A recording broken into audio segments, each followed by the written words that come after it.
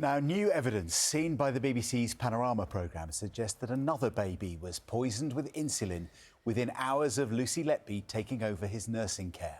Medical records reveal how the infant's blood sugar level plummeted and how 2 blood tests indicated he had suspiciously high levels of insulin.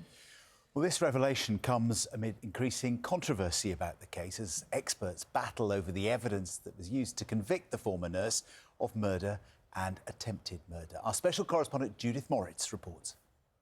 She stands convicted as Britain's most prolific child killer, sentenced to die in prison. Did you have any concerns that there was a rise in the mortality rate? Yes. But the court of public opinion hasn't made up its mind. It's sick. It's sick what she did. Often left out of discussions on Letby is that the neonatal unit that she worked for was understaffed, underfunded, and full of quality control issues. The debate about Lucy Letby has been raging, especially over the scientific evidence in the case. The most controversial is the finding that Letby injected air into the blood circulation of some babies, creating a blockage known as air embolism. Very little academic research exists into the subject. That's prompted criticism from some who say it's insufficient to support Letby's convictions. Now, one of the key prosecution experts has spoken out for the first time since the controversy erupted. The babies were stable beforehand, showing no signs of illness, and then underwent a sudden and catastrophic collapse. And that's vanishingly rare in the neonatal world. You just virtually never see it. So having crossed off all the likely things, you then have to look at unlikely and rare and unthinkable things like air embolus. The most damning evidence against Lucy Letby involved 2 babies. The prosecution successfully argued she attempted to murder them by adding insulin to their feed bags. Now we've uncovered new evidence about a 3rd insulin case. We've seen the medical records of a newborn baby who wasn't included in the trials. They show that Lucy Letby was in charge of his care, and they suggest that he was poisoned with insulin. The baby was admitted to the neonatal unit in November 2015. At 6:56 a.m, a test showed he had a normal blood glucose level of 3. Lucy Letby took charge at 8 a.m. You can see her initials LL on his chart. By 1:56 p.m, the boy's blood glucose had plummeted to 1. It remained low throughout the rest of Letby's shift. A blood test indicated high levels of artificial insulin. Further tests revealed that the baby had been suffering from a condition which caused him to produce too much insulin naturally. But experts we've spoken to say that couldn't explain the insulin levels found by the lab.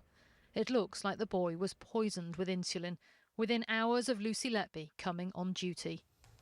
Letby's new lawyer says he has experts who take a completely contradictory view of the new evidence. She's not guilty. You're sure of that? Yes.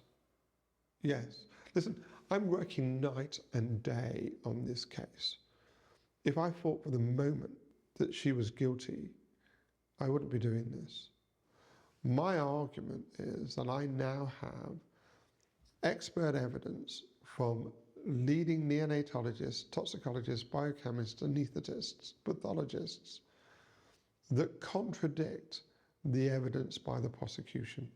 Letby's original lawyers were advised by a medical expert who wanted to give evidence in her defence, but they didn't use him. Professor Mike Hall has agreed to give his first TV interview. Personally, I don't think she had a fair trial. Even though the decision not to call you came from the defence team? Yes. Presumably it was Lucy Letby's decision, ultimately, not to call you. The final decision is made by Lucy Letby. Does the prosecution's science stack up for you? There's elements which don't. There were significant areas, a fairly broad range of areas where I came to different conclusions to theirs. Are you telling me it's your belief that an innocent woman has gone to jail? No, it's not my belief, but it is possible that an innocent woman has gone to jail. The police are continuing to investigate Lucy Letby for further crimes, and new information is emerging all the time. Letby went for training at the Liverpool Women's Hospital in 2012 and 2015. She only worked 33 shifts. We've discovered that babies had life-threatening incidents on almost a third of them. That doesn't surprise the prosecution's main expert witness. Dr. Dowie Evans formed his opinions after reading the baby's medical records, but has become the focus of much of the criticism. I went through them all and I thought, oh my word, there is something highly suspicious here. These babies should not have died. I mean, there are people out there loudly saying this is a miscarriage of justice. The evidence that led to Lucy Letby being found guilty was very compelling, very consistent. Babies who were stable and in her sole care collapsed and died. And they shouldn't have collapsed, let alone died. The parents of the babies say they find the continual questioning about the case grossly offensive and distressing. But it's not going away, as Letby's new legal team are planning to take the case to the Criminal Cases Review Commission next year. Judith Moritz, BBC News.